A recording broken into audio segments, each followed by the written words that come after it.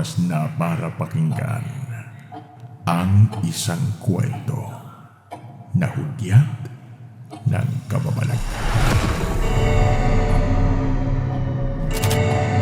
Alas 12 na.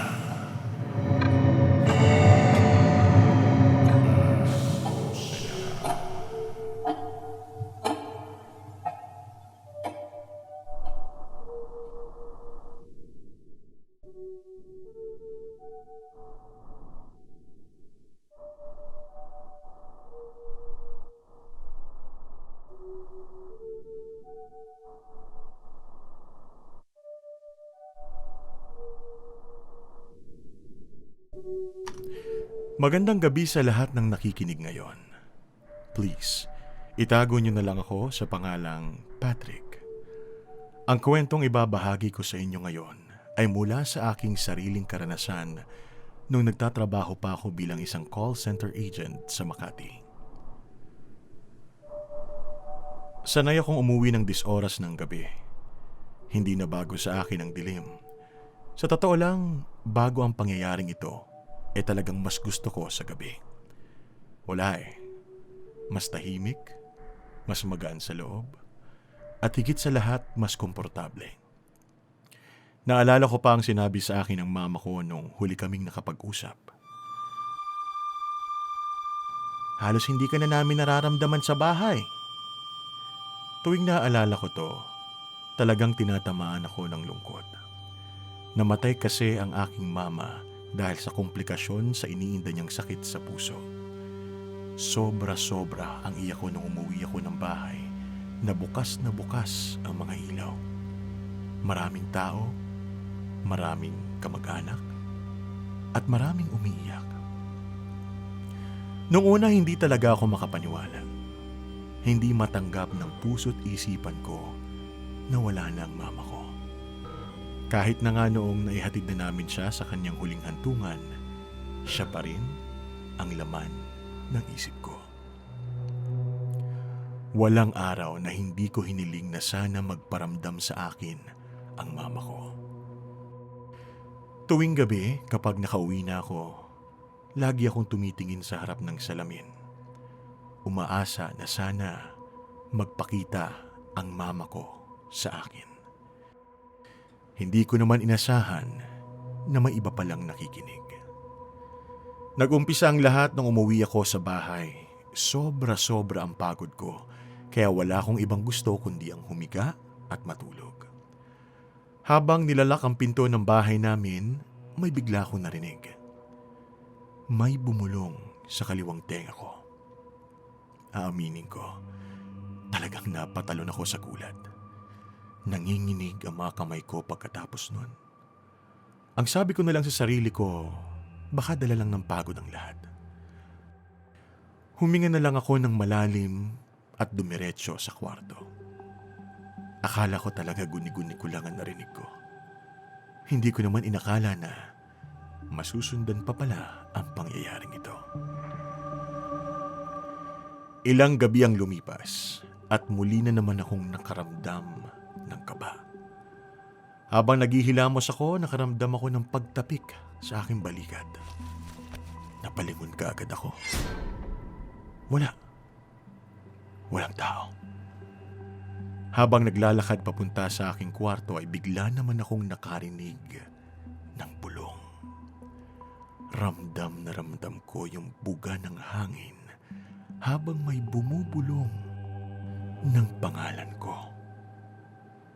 Patrick.